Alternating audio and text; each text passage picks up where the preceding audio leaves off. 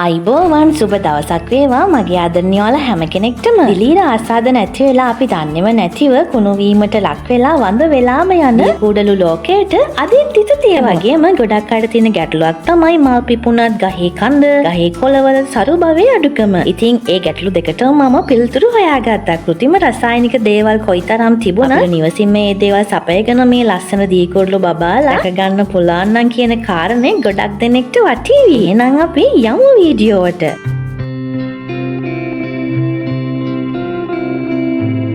දිලීර ආසාදිත පැලයක් බේරගන්නේ කොහොමද කියලා කතා කරන්නට කලින් රසායනික පොහොර භාවිතා නොකරම සරු මල් පිපෙන පැලයක් හදාගන්න කරන්නට ඕනි දේ දැන් මං කියන්න. නමුත් මේ දේ දිලීර ආසාදිත පැලයකට නම් කරන්නට එපා. මේ දේ කරන්න ඕන සරු පැලවලට පමණමයි ඔන්න.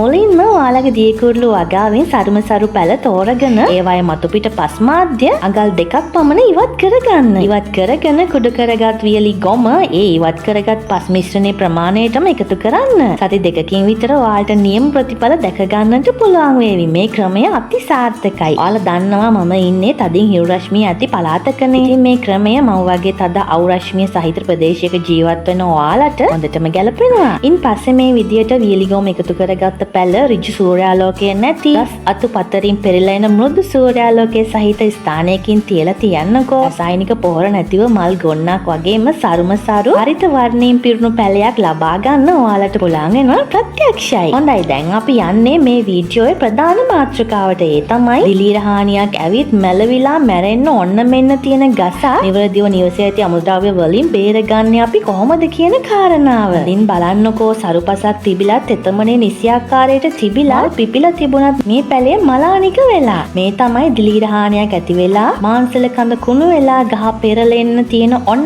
මෙන්න අවදිය. මෙන්න මේ අවදිය නිසියාකාරයට අපි අඳුනගත්තොත් මෙයාව බේර ගන්න අපිට පුළුවන්. මම මේ සම්බන්ධයෙන් පැල කීපයක් ගොඩගත්තා. ඉදිරියේදී පෙන්වන්නම්කෝ. මේ වෙලාවේදී අපි වටේ පස්සියොම බුරුල් කිරීමක් කරන අතරේ පැලය මුලින්ම ගලව ගන්නට ඕන. අන්නකො සරු පස දිහා. ඉතින් මේ පස් ගසලා මම ඔයාලට කාරණාව පෙන්වන්නම්කෝ. මේ තියෙන තව ටික දවසක් මේ පැලය මේ විදියටම තිබුණා නම් අපිට බේර ගන්න තරමක් අමාරු වෙනවා.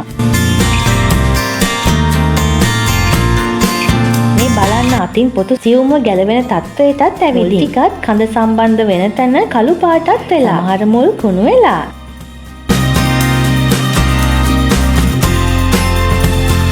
කලින්ම කියන්න ඕන දියකුඩලු කියන්නේ කෙටි කාලීන මල් වර්ගයක්. ඒ වගේම බහුලව වැළඳෙන රෝගයක් තමයි මේ ඔයාලා දකින්නේ. සති 2කට වතාවක්වත් ඇන්ට්‍රකෝල් වගේ දිලීර නාශකයක් භාවිතා කළා නම් තරමක් දුරට අපිට මේ පැල ආරක්ෂා කරගන්නට හැකි වුණත් කාර්යබහුල අපිට ඒ දේ ටිකක් අතපසු වෙන්න පුළුවන්. නමුත් පුළුවන් නම් වඩාත් හොඳයි. හරි දැන් එන්නකෝ මේ ශාකය ටිකක් පරිණත ශාකයක්. අන්ධ ප්‍රදේශයෙන් පුංචි මුල් ඇවිදින්. ඉතින් මුලින් මේ පුංචි මුල් ආරක්ෂා වෙන්න අපි රෝගියෝන කොටස මුලින්ම ඉවත් කරගන්නට ඕන. මේ දේවල් ටිකෙන් ටික අන්‍යමයෙන් කරන්නටත් ඕන. මේ තියෙන්නේ මතු පිටින් අපිට නොපෙනුණු රෝගය. පේනව නේද? ඒ ප්‍රදේශයටත් රෝගය ව්‍යාප්ත වෙලා නිසා අපි තව ටිකක් ඉහළින් කට් කරලා බලමුකෝ. ඔන්න එතනක් තියෙනවා. මීට කලින් ඔයාලා මේ විදියට රෝගියුණු පැලයක් කපලා බලලා තියෙනවද? ඉතින් මෙන්න මේ තියෙන්නේ නිරෝගී අතු වගේ කොටසක ව්‍යුහය. ඉතින් මීට පස්සේ අත්තක් මුල් අද්දවා ගන්න කලින් අතු කැපුම් ස්ථානයේ මේ විදියට නිරීක්ෂණය කරලා ඉන්න. ඒ වගේම රෝගී අතු ඉති කැපුමට ගත්ත උපකරණ සර්ජිකල් ස්ප්‍රීට් වලින් හරි තද උණු වතුර භාජනයක ගිල්වලා හරි නැවත සරුවත්තු කැපුමට භාවිතාවට ගන්න. මොකද දිලීර රෝග කියන්නේ ගෑවුණත් ඇති වර්ගයක්නේ. නටන උණු වතුරෙන් නම් ඔයාලා උපකරණ සේදුවේ සිසිල් තත්ත්වයට පත් වුණායින් පස්සේ භාවිතයට ගන්න. මේ පුංචි දේවලුත් කීවේ කෙනෙකුට හරි වෙන අතපසු වීමක් වළක්වා ගන්න. මේ සඳහා ඔයාලට අලුත්ම මාධ්‍යයක් උනත් ගන්න පුළුවන්. මම නම් තිබුණු මාධ්‍යෙම තිබුණු පොට් එකම තමයි ගත්තේ. මොකද කලින් මං එහෙම කරලත් මේ ක්‍රමය සාර්ථක වුණ නිසා. මුලින්ම පැලේ තිබුණු තැන මුල් පස් මෙන්න මේ විදියට ඉවත් කරලා ඉන් පස්සේ හොඳින් පරණ වුණු දරලිපේ අලු ටිකක් අරගෙන මුලින්ම මේ විදියට තිබුණු පස් එක්කම කලවම් කරන්නට ඕන. හොඳින් මතක තියාගන්න මේ යොදා ගන්න අලු මසක්වත් පරණ වෙන්නටම ඕන. මොකද අලුත් අලු පැලවලට ටිකක් සැරයි. පස්සේ ඒ අතර කැපුම් ස්ථානයේ රෝගේ පැතිරිලා නැහැ කියලා කෑර තෝරගත්ත නිරෝගී අතුවග ඉවස ඇති කියුටෙක්ස් වර්ගයක් මෙන්න මේ විදිහට ආලේප කරගන්න ඕන. ඒවා වියලින අතරතුරත් අලු නැවත කලවම් කර කර අපි පස් මාධ්‍ය බුරුල් කරගන්න ඕන. පරණ අලු නිසා කිසිම හානියක් වෙන්නේ නැහැ. ඉතින් ඉන් පස්සේ ඔයාලා මේ දකින විදිහට කියුටෙක්ස් වේල්නු පස්සේ නැවත මේ මාධ්‍ය අපිට අතු ඉති ටික හිටව ගන්නට පුළුවන්.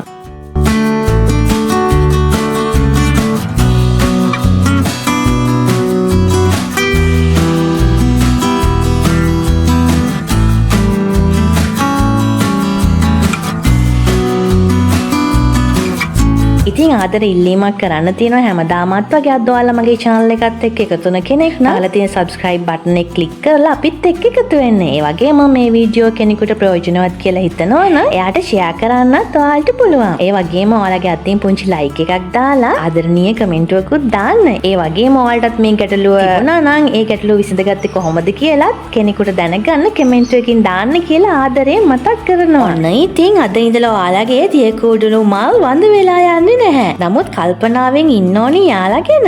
දැන් මේ ඔයාලා දකින්නේ මීට මාසයක හමාරකට පමණ කලින් ඔය විදියට මම හිටවගත්ත පැලවල දැන් තත්ත්වය. ඉතින් ඔයාලට පස්බුරුල් කරලා ගොම් පොහොර ටිකක් එහෙම දාලා ගත්තාම අරු පැල ගොන්නක් ඔයාලට ලබා ගන්න පුළුවන්. ඉතින් අද වීඩියෝ වලට ප්‍රයෝජනවත් නම් අනිවාර්යයෙන් ආයෙත් මතක් කරනවා channel එක subscribe කරලා එකතු වෙන්න. ඒ වගේම මම කියලා හිතන කෙනෙකුට share කරන්න. පුංචි like එකකුත් දාන්න.